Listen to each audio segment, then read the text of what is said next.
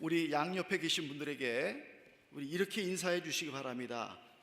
나의 약한 것을 자랑하겠습니다. 나의 약한 것을 자랑하겠습니다.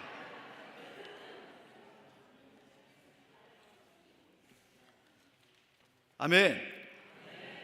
정말 여러분이 갖고 있는 약점을, 약한 것들을 자랑할 수 있을까요?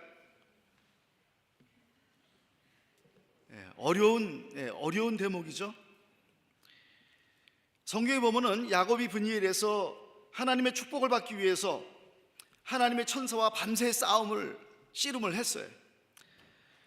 그때 천사가 이 야곱을 이기지 못하니까 그의 환도뼈, 다시 말해서 그의 넓적다리를 쳤습니다.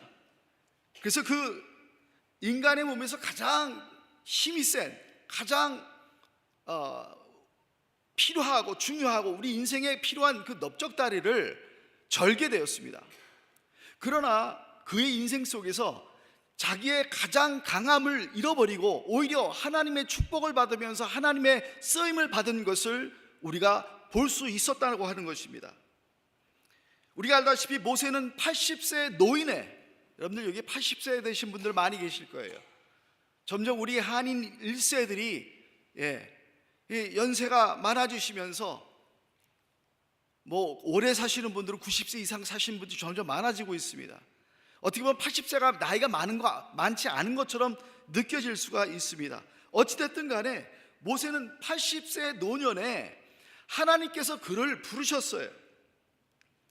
근데 그가 40세에 가장 강하고 힘있고 또 애굽의 왕자였을 그 시절에 그를 불러서 쓰시지 않고 은퇴할 나이에, 이제 자기의 인생을 접고 은퇴할 나이에 하나님께서 그를 부르셨다라고 하는 것입니다. 오히려 그때에 모세는 내가 할 수 있는 것이 아무것도 없습니다, 나는 연약합니다, 나는 부족합니다 라고 할 때 하나님께서 모세를 부르셨다라고 하는 것입니다. 여러분, 그런 느낌이 있을 때가 있어요. 하나님, 나는 더 이상 할 수 없습니다, 나는 나이가 있습니다, 나는 배운 게 없습니다, 나는 배경이 없습니다, 나는 돈이 없습니다, 나는 할 줄 아는 게 없습니다. 그런데 하나님이 나를 쓰시겠다고요? 라고 우리가 하나님 앞에 되물을 때가 있다라고 하는 것입니다. 근데 성경에 나타나 있는 우리 하나님의 역사의 손길은 우리가 생각하는 것과 정반대라고 하는 것입니다. 심한 표현을 쓰자면요, 하나님께서 고의적으로 일부러 우리에게 연약함을 깨닫게 하시고 또 연약함을 허락하시고 그 연약함을 통해서 하나님의 능력을 보여주시기 원하시는 그런 하나님이라고 하는 것입니다. 여러분, 그런 하나님 이해가 되세요? 아니, 기왕이면 나를 쓸 거면은, 나를 사용하실 것이면은 내가 힘 있고 배운 게 있고 가진 게 있고 자랑할 만한 것이 있을 때 나를 쓰시지, 왜 나를 가장 힘들고 어렵고 나이 많고 없다고 할 때 하나님이 나를 쓰신다, 좀 이해가 안 되는 부분이라고 하는 것입니다. 여러분, 이 세상에서요, 그 누구도 자기의 연약함을 드러내려고 하는 사람은 없을 것입니다. 보통 사람들은요, 자기의 연약함에 대해서 이런 태도를 갖고 있습니다. 그것을 부인합니다. 그걸 감추려고 노력을 합니다. 나의 연약함을 나는 방어합니다. 나의 연약함을 나는 원망합니다. 특별히 나의 부모님에 대해서, 나의 환경에 대해서, 또 남을 탓하고 삽니다. 그리고 변명하기 시작합니다. 그런데 성경의 하나님은 이 연약함을 하나님께서 우리로 말미암아 인정하도록 만드신다라고 하는 것입니다. 우리로 하여금 그 연약함을 받아들이도록 하십니다. 그 연약함을 감사하게 하시고 또 그것을 드러내어서 하나님께서 사용하시고 또 영광을 받으신다라고 하는 것입니다. 왜 하나님은 그렇게 하실까요? 하나님을 이해할 수 있는 답을 성경에서 찾아볼 수 있는 몇 구절이 있습니다. 이사야서 55장 8절에 보니까 여호와의 말씀에 내 생각은 너희 생각과 다르며 내 길은 너희 길과 달라서 하늘이 땅보다 높음 같이 내 길은 너희 길보다 높으며 내 생각은 너희 생각보다 높으니라 라고 말하고 있습니다. 우리의 생각과 다른 거예요. 무한하신 하나님, 영원하신 하나님께서 우리 시간과 공간에 묶여있는 우리를 바라볼 때 하나님은 모든 것을 보시기 때문에 저와 여러분이 생각하는 것보다 훨씬 높으시고 훨씬 좋은 것을 생각하신다라고 하는 것입니다. 또한 성경은 고린도전서 1장 27절 말씀에 이렇게 나와 있습니다. 그러나 하나님께서 세상에 미련한 것들을 택하사 지혜 있는 자들을 부끄럽게 하려 하시고 세상에 약한 것들을 택하사 강한 것들을 부끄럽게 하려 하시며 하나님께서 세상에 천한 것들과 멸시받는 것들과 없는 것들을 택하사 있는 것들을 폐하려 하신다라고 말하고 있습니다. 여러분, 도저히 우리가 이해하지 못하는 방법으로 하나님께서 이 세상의 역사를 이끌어 나가신다는 것을 여러분 믿으시기 바랍니다. 여러분, 한국에서 일어나는 일도 도저히 이해가 안 가잖아요. 근데 하나님께서 모른다고 하고 계실까요? 저는 그렇게 생각하지 않습니다. 모든 역사를 하나님께서 하나님 손에 쥐고 계신 줄 믿습니다. 다른 번역에서는 뭐라고 나왔냐면요, 여기 세상에 미련한 것들을 택하사라는 말에 어떤 말이 적혀 있냐면요, 일부러라는 말이 있습니다. 고의적으로라는 말이, 영어로 intentionally, 영어로 deliberately라는 말을 쓰고 있습니다. 하나님께서 일부러 그렇게 하셨다는 거예요. 성경에 하나님께서 쓰셨던 많은 사람들을 보면요, 도저히 우리가 이해할 수 없는, 왜 저런 사람들을 사용을 하지? 문제가 투성인 사람들, 교육도 못 받은 어부들 같은 사람들, 그렇죠? 가장 가난하고 가장 작은 족속에 있었던 사람, 특별히 예를 들어서 기드온이라고 하는 사람입니다. 성경에 보니까 이 기드온은요, 가장 가난했고 가장 작은 족속이며 가장 막내였던 사람이었습니다. 근데 미디안 사람들의 공격을 받을 때 하나님께서 아무도 그를 인정하지 않았던, 정말 몰랐어요. 그런 사람을, 가장 작은 자를 택하여서 하나님께서 이스라엘 백성들을 승리로 이끈 것을 우리가 알 수 있습니다. 그의 기드온의 300용사 기억하시죠? 300명의 군사로 13만 5천 명을 부서뜨렸습니다. 여러분, 대파했어요. 그러면 이건 누가 한 거죠? 하나님이 하신 줄 믿습니다. 내가 했다고 말을 할 수 없게 만드신 거예요. 하나님께서 일부러 가장 작은 자, 가장 연약한 사람을 택해서 놀라운 일을 이루심으로 말미암아 하나님이 영광을 받으신 줄 믿습니다. 사사기 7장 2절 말씀에 이런 말씀이 있습니다. 여호와께서 기드온에게 이르시되 너를 따르는 백성이 너무 많은즉 내가 그들의 손에 미디안 사람을 넘겨주지 아니하리래. 다시 말해서 13만 5천 명과 전쟁을 하려면은 거기에 맞먹는 군사가 있어야 되는데 하나님은 너무 많다고 하십니다. 그래서 300명으로 축소시킨 거예요. 일부러. 그래야 하나님이 하셨다라는 말을 할 거 아니에요. 여러분, 우리가 우리의 문제를 우리의 힘과 우리의 방법으로 해결한다면요, 하나님이 필요합니까? 필요하지 않습니다. 내 능력으로 할 수 있는데 왜 우리가 기도를 하고 내가 왜 하나님께 의지를 하냐, 그 얘기예요. 그러나 하나님께서는 하나님만이 할 수 있는 방법으로 역사를 하신다고 하는 것입니다. 그래서 성경에서 연약하다라고 하는 것은 무슨 의미입니까? 내 힘으로 바꿀 수 없는 환경, 내 힘으로 바꿀 수 없는 관계, 또 내 인생의 문제들을 말하는 것입니다. 이런 문제들을 하나님께서 우리 삶 가운데로 인도하셔서 그 문제로 말미암아 나는 할 수 없구나, 나는 내가 이 문제를 내 힘으로 해결할 수 없는 것을 깨닫게 하신다는 것입니다. 본문 말씀에 보니까요, 사도 바울이 하나님께서 자기에게 사단의 가시를 허락했다 했습니다. 자기 육체에 하나님이 병을 허락하셨어요. 여러분, 어떤 병들은 자연적인 요소를 통해서 내가 병을 얻을 수도 있어요. 그런데 성경에 하나님께서 일부러 우리에게 병을 허락하실 때도 있다라고 하는 것입니다.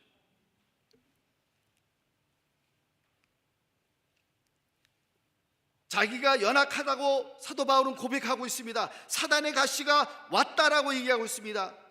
더 놀라운 것은 우리가 처음에 서로 인사를 나눴듯이 이 연약함을 통해서 내가 자랑하리라 라고 말하고 있습니다. 여러분이 연약함을 통해서 누굴 자랑합니까? 하나님을 자랑할 수 있기를 바랍니다. 정말이요. 우리는 연약함을 감추려고 하는데 하나님은 그 연약함을 드러내서 그 연약함을 통해서 저와 여러분 삶 가운데 자랑거리가 되게 하신다는 것입니다. 그러면 왜 하나님께서 우리의 연약함을 통해서 우리가, 사도 바울은 자랑할 수 있느냐? 첫 번째로요, 우리의 연약함은 우리가 하나님의 능력을 체험케 도와줍니다. 연약함을 통해서 자랑스러울 수 있게 만드신다는 것입니다. 하나님의 능력을 체험할 수 있는 길이 열린다고 하는 것입니다. 우리의 연약함은 하나님의 능력을 체험할 수 있는 길이 열리게 만든다라고 하는 것입니다. 얼마나 많은 분들이 그렇게 생각을 하고 그렇게 믿고 신앙생활을 하고 있습니까? 우리는 불만 불평을 해요. 하나님 왜 하필이면 이때 우리 가정에, 우리 남편에게, 우리 사업에, 우리 자녀들에게 왜 이러한 일을 허락하셨습니까? 라고 우리가 하나님 앞에 불만 불평을 한다는 거예요. 그런데 하나님께서는 계획이 있으십니다. 우연이란 말은 없어요. 우리 크리스천들은요, 우연이란 말이 없어요. 하나님의 뜻이, 하나님의 섭리가 있겠다.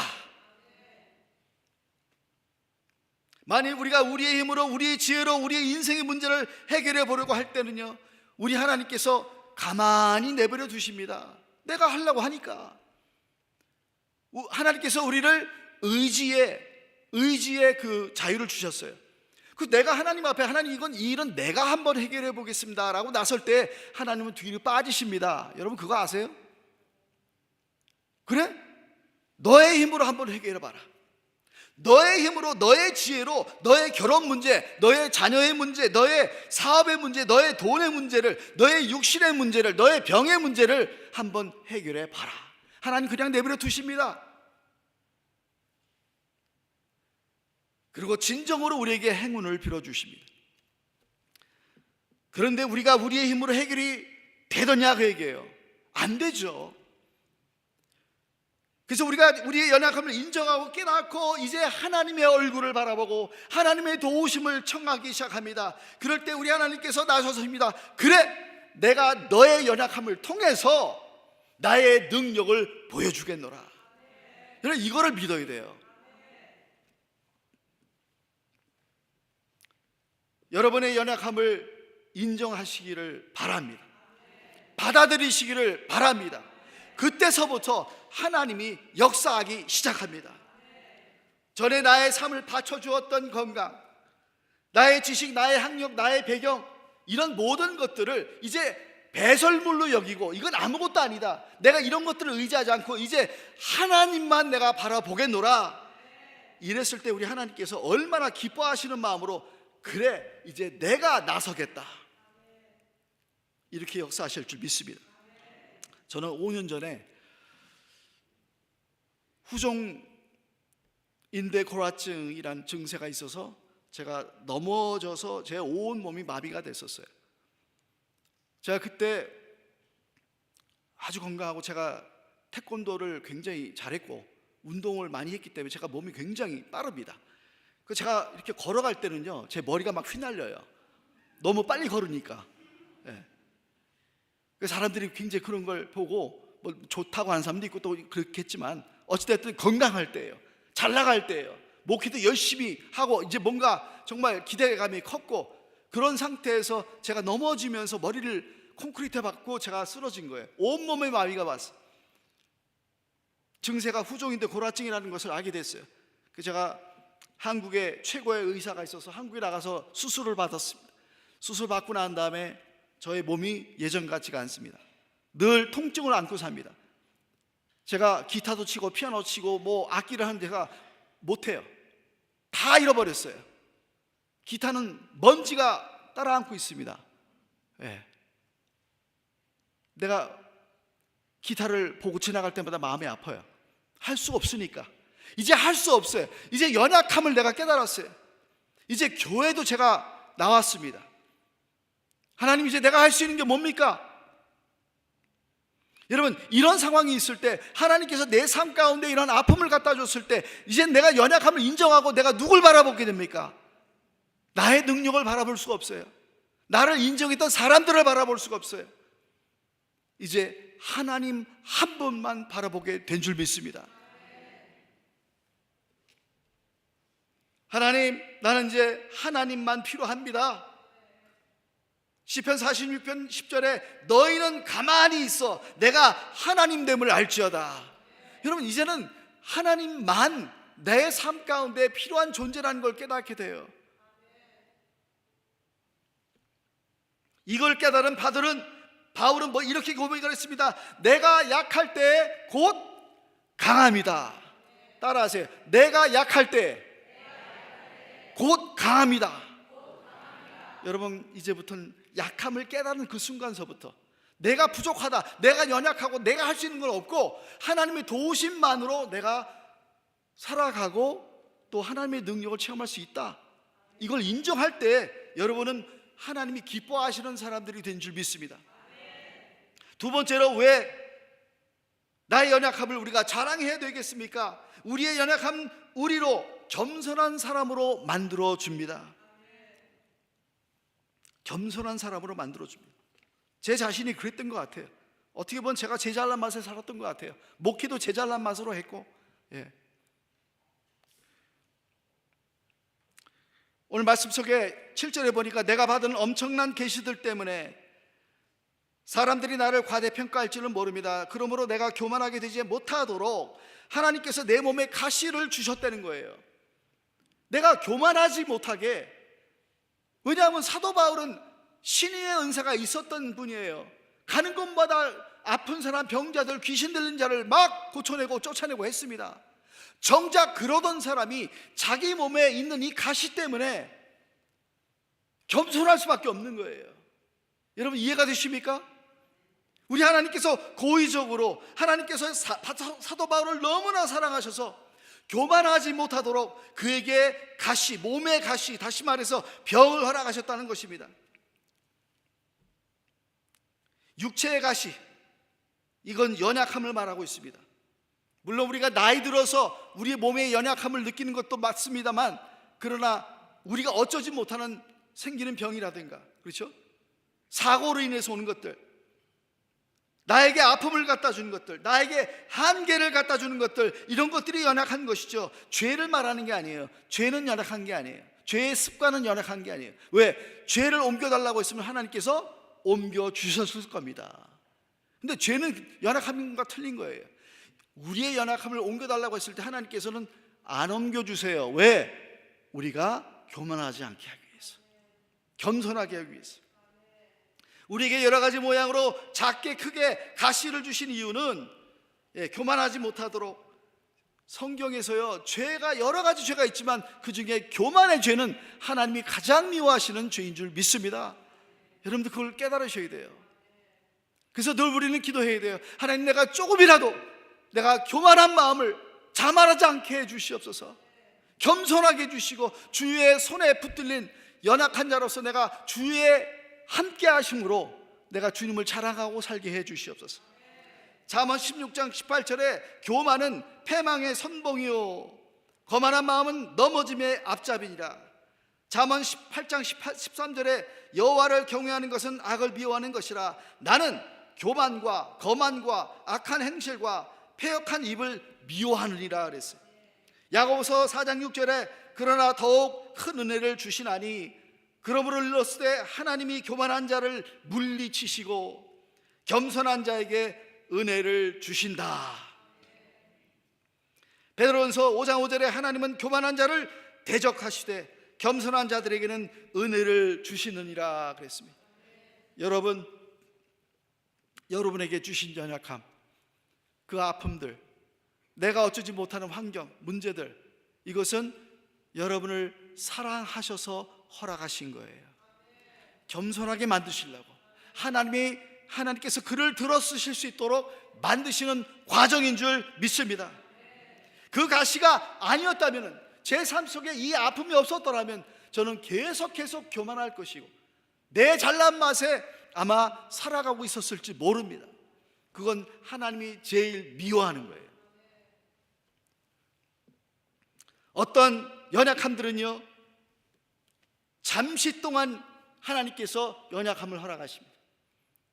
또 어떤 연약함들은요, 수년 동안 하나님께서 허락하십니다.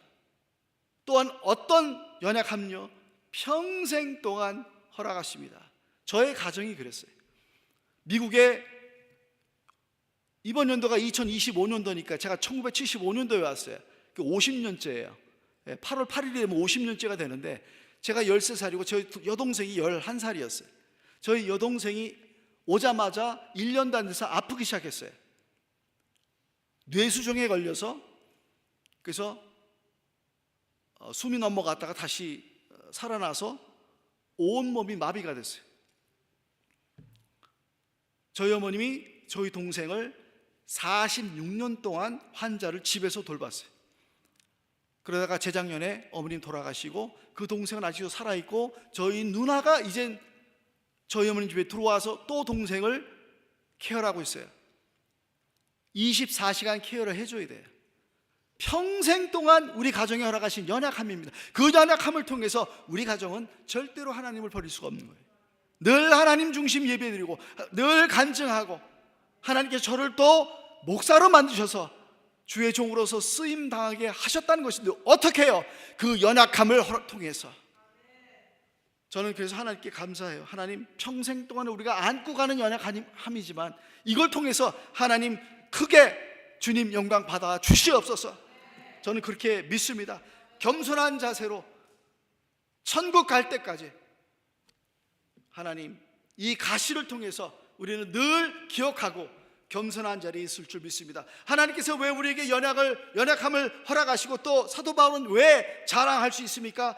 우리의 연약함은 세 번째로 우리를 기도의 사람으로 만들어줍니다. 자신을 찌르는 가시를 통해서 이걸 경험하면서 바울은 무엇했습니까? 그는 기도했어요. 오늘 말씀해 보니까 8절에 이것이 내게서 떠나기 위해서 내가 3번 주께 간구했다 했습니다. 얼마나 힘들고 아팠으면은 사도 바울이 이 문제를 가지고 하나님 앞에 3번 나갔다, 3번 나갔다는 딱 3번 기도했다는 얘기는 아니에요. 그렇게 하나님 앞에 간절하게 이 문제를 내려놓고 기도했다고 하는 것입니다. 여러분들 삶 가운데 이 정도로 이 문제 때문에 하나님 앞에 무릎을 꿇게 만드는 이유 어떤 것들이 있습니까? 오히려 그것을 통해서 감사하시기 바랍니다. 왜? 하나님을 만나고 하나님께 무릎을 꿇고 하나님의 얼굴을 바라는 사람들이 되었기 때문입니다. 저는 얼마나 감사한지 몰라요. 제가 특별히 좋아하는 말씀이 있는데요, 시편 42편이에요 시편 42편은 고라의 자손들입니다. 그들은 하나님을 찬양했던 성가대였습니다. 그런데 그들이 하나님을 배반하고 우상 숭배를 하고, 그래서 그들이 지금 적군들에 의해서 쇠사슬을 묶여서 자기의 나라와 땅과 모든 재산과 가족을 다 잃어버리고 이제 묶임을 받은 채 끌려가고 있었던 상황 속에서 쓴 시입니다. 그 시의 1절에서 답이 나오고 있습니다.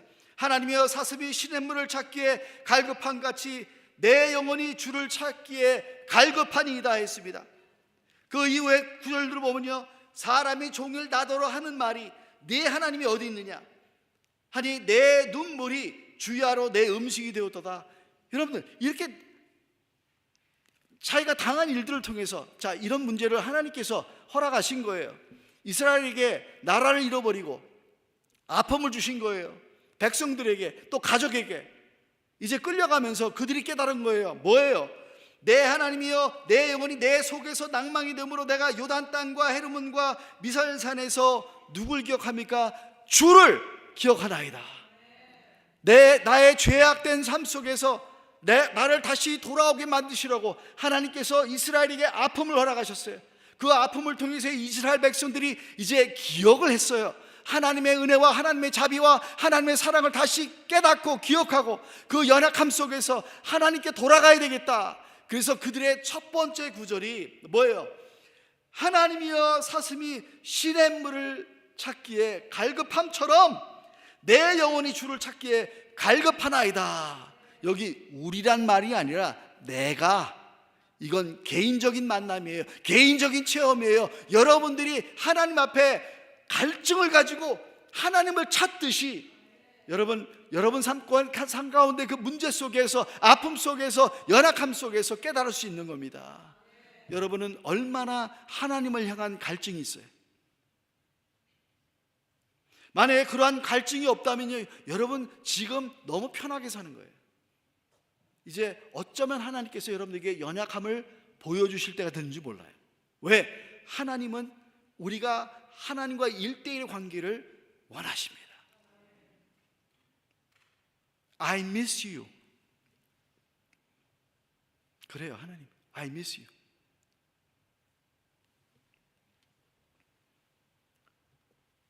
언제 우리가 기도하게 됩니까? 내 삶 가운데 이러한 아픔이 있고 괴로움이 있고 내가 할 수 없는 상황 가운데 이제 눈물이 내 주야의 음식이 되었다라고 할 정도로, 그런 표현이 있잖아요. 내 눈물이 베개를 적신다. 예. 그 정도로 하나님이 몰아가시기를 원하십니까? 아니면 빨리 여러분 정신 차리고 하나님과의 관계를 다시 회복을 하실 것입니까? 많은 때에 우리는 연약함을 통해서 돌아온다는 거예요. 참 가슴이 아픈 얘기죠. 예. 여러분, 가장 우리의 연약함 중에서 하나님이 빨리 응답해 주시는 연약함이 뭐냐면요, 하나님, 나에게 가장 부족한 게, 나의 연약함이 뭐냐면 난 기도를 잘 못해요. 기도를 못한다라고 하는 그 연약함을 하나님 앞에 고백했을 때 하나님께서는 여러분에게 기도의 능력을 주실 줄 믿습니다. 성경 말씀에 로마서에 나오죠. 이와 같이 성령도 우리의 연약함을 도우시나니 그랬어요. 우리가 마땅히 빌 바를, 기도할 바를 알지 못하니까 오직 성령이 말할 수 없는 탄식으로 우리를 위해서 친히 간구하시니라 그랬어요. 여러분의 기도의 연약함을 하나님 앞에 내려놓으세요. 하나님, 나는 기도를 잘 못하겠고 뭐라고 기도할지 모르겠습니다 라고 했을 때 하나님께서는 성령님을 통해서 기도의 능력을 부어주십니다. 저는 이게 참 좋더라고요.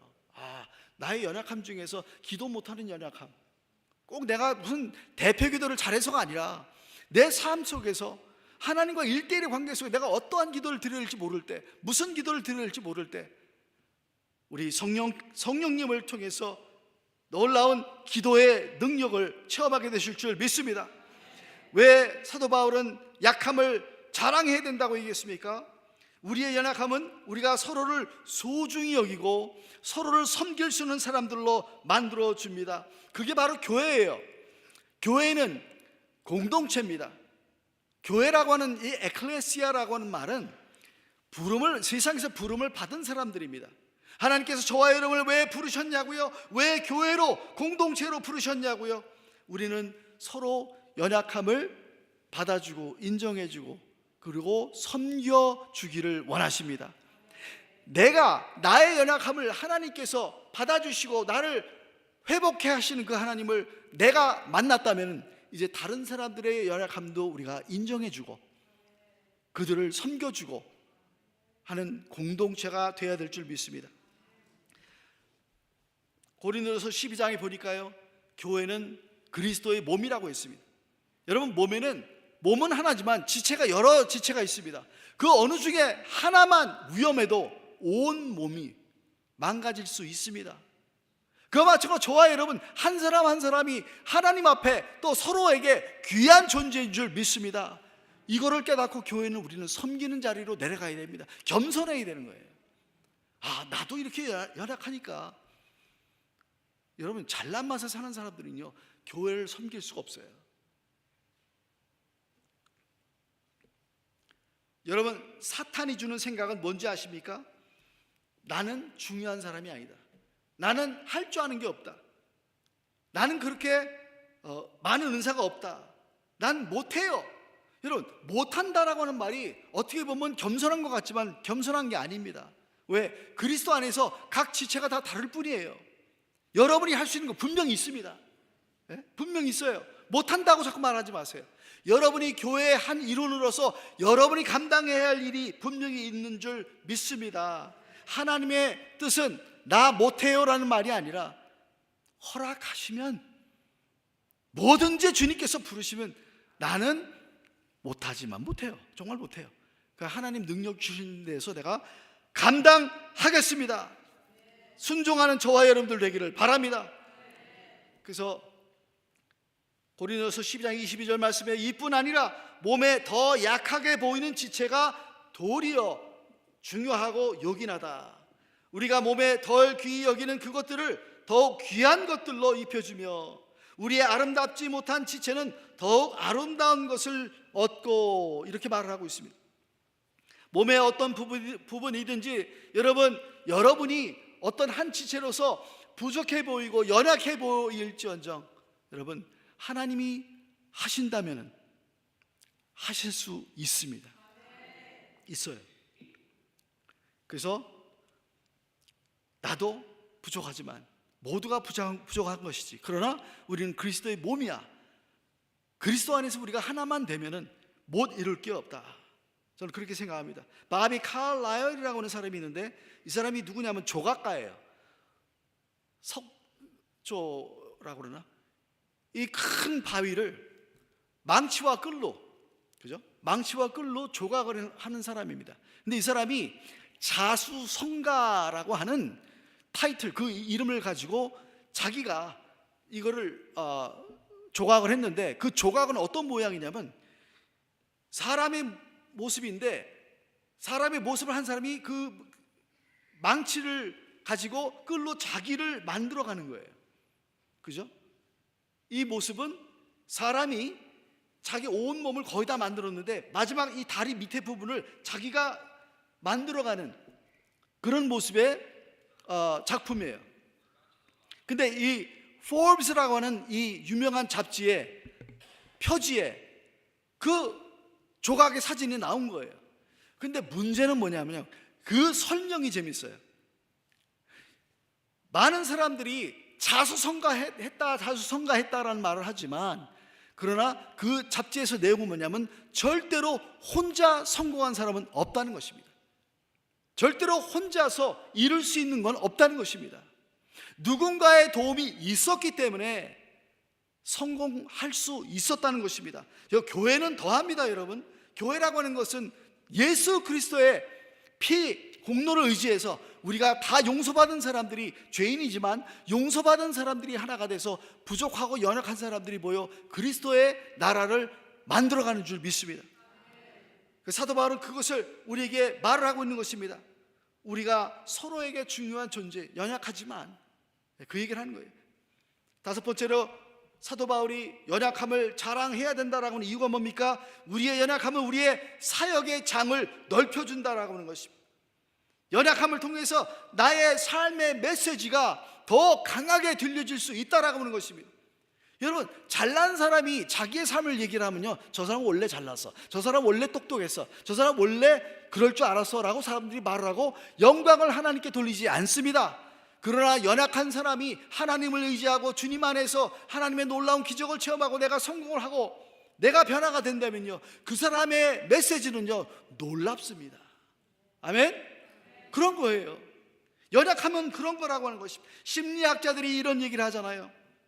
만일 우리가 우리의 장점만을 나눈다면, 나의 잘난 것만 나눈다면요, 나는 적을 만든다는 거예요. 시기와 질투를 만든다는 거예요. 그러나 내가 나의 약점을 솔직히 나눈다면요, 나는 공동체를 만든다고 했습니다. 동질감을 만든다고 했습니다. 그렇잖아요? 우리 한국 속담에 그런 말이 있잖아요. 우리 사촌이 땅을 사면 배가 아프대요. 그게 한국의 어떤 그런 정서인가요? 동질감을 만들지 못한다. 이해가 돼요. 남이 잘 되는 꼴을 못 봐요. 여러분, 성경에서 신앙생활 잘하는 사람들을 우리에게 권면하는 말이 있습니다. 그게 뭔지 아세요? 우리는, 예수 그리스도는 우리의 목자잖아요. 우리는 양떼입니다. 그 양떼는 뭐를 먹고 삽니까? 예? 꼴을 먹고 살아요. 그죠? 그러니까 꼴값 좀 하세요. 우스갯소리지만 우리에게 주어진 이 환경, 나의 연약함, 여러분, 이것을 감추지 말고요, 믿음 안에서 솔직하게 나누기 시작한다면요, 우리는 사람들로 하여금 사람이 멀어지는 게 아니라 우리를 보러 저 사람은 바보고 못나서가 아니라 그래도 우리가 믿는 하나님에 대해서 얘기를 하기 때문에 그들은 그 하나님을 만날 수 있습니다. 왜요? 저와 여러분이 그 연약함을 있는 그대로 나눌 때, 그렇지, 연약함 없는 사람이 어디 있어요? 문제 없는 사람이 어디 있어요? 가정의 문제, 자녀의 문제, 돈의 문제, 건강의 문제 없는 사람이 어디 있어요? 그 상황 속에서 하나님의 능력을 체험할 때 우리는 놀라운 약함을 자랑하면서 살아갈 수 있는 떳떳한 믿음의 형제 자매가 될 줄 믿습니다. 주님의 치유의 역사를 체험하려면요, 여러분의 아픔, 여러분의 연약함의 그 경험을 나누시고 간증하세요. 저는 저의 아픔을 있는 그대로 저는 얘기합니다.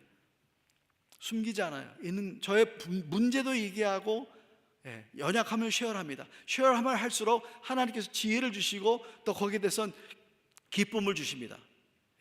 여러분의 연약함, 오늘 말씀처럼 사도 바울처럼 내가 약할 때 곧 강합니다. 오늘 이제 깨달으셨잖아요. 그 연약함을 오히려 감사로 바꾸시고 인정하시고 신앙생활 승리하시기를 주님의 이름으로 축원합니다. 요약을 하겠습니다. 여러분의 연약함을 보여준다고 하는 것, 인정하고 내가 보여준다라고 하는 것은 어떻게 보면 나의 생명을 건 모험이 될 수가 있습니다. 그럼에도 불구하고 성경은 우리에게 약한 것을 자랑해라, 사도 바울의 그 간증처럼 우리의 연약함은 우리가 하나님의 능력을 체험하게 만듭니다. 우리의 연약함은 우리를 겸손한 사람으로 만듭니다. 우리의 연약함은 우리를 기도의 사람으로 만들어줍니다. 우리의 연약함은 우리가 서로 소중히 여기며 섬기도록 만듭니다. 우리의 연약함은 우리의 사역의 장을 넓혀줍니다. 이것을 믿으시고 감사합니다. 이제 내가 자랑하면서 살겠습니다. 감추지 않겠습니다. 오히려 드러내서 주님의 영광을 드러내겠습니다. 같이 기도하겠습니다.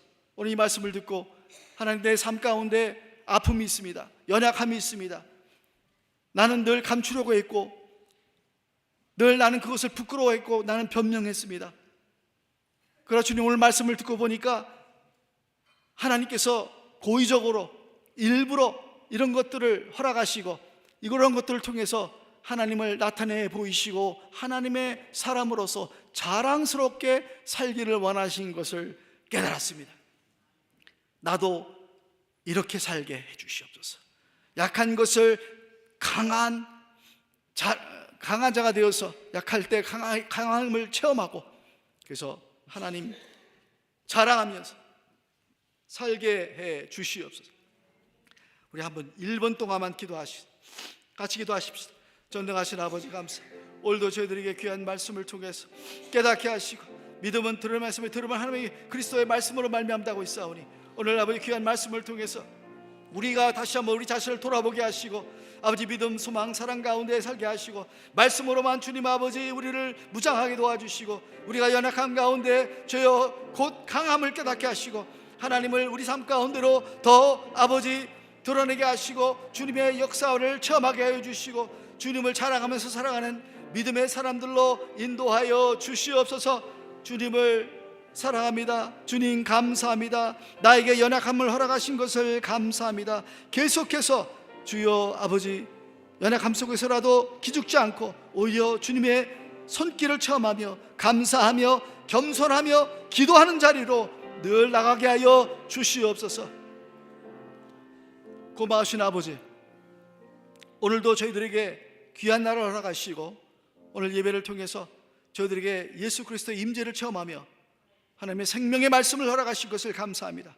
오늘 말씀을 통해서 우리 삶 가운데 연약함을 허락하시고 고의적으로 일부러 우리를 택하셔서 주님의 영광을 드러내시기 원하신다는 것을 깨달았사오니 오히려 이것을 감사하고 자랑하고 또 내 삶 가운데 주여 우리가 더 겸손하고 기도하게 하시고 또 아버지 이웃에게 섬기며 나눠주며 아버지 우리의 사역의 장을 넓혀주시는 하나님의 손길을 체험하고 살게 하여 주시옵소서.